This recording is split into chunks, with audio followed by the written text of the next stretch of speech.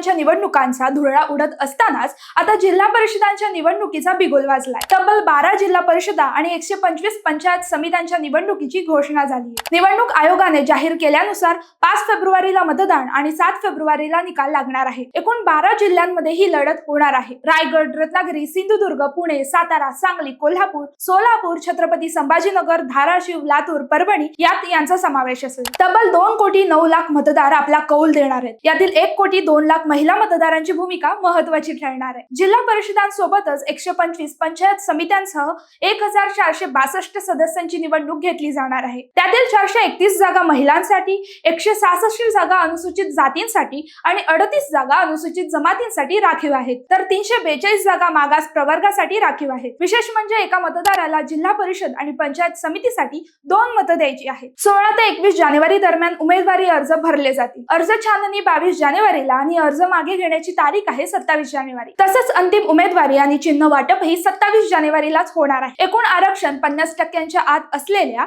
या 12 जिल्ह्यात सत्तेचं गणित नेमकं कसं जुळतं याकडे संपूर्ण राज्याचं लक्ष लागलंय। जिल्हा परिषदेच्या निवडणुकीला ग्रामीण राजकारणातली मिनी विधानसभा म्हटलं जातं। रस्ते, पाणी आणि शिक्षण या स्थानिक प्रश्नांवर होणारी ही निवडणूक आगामी मोठ्या निवडणुकांसाठी दिशादर्शक ठरणार आहे। निवडणूक कोण जिंकणार हे 7 फेब्रुवारीला स्पष्ट होईलच, पण तुमचे एक मत तुमचा गाव बदलू शकते।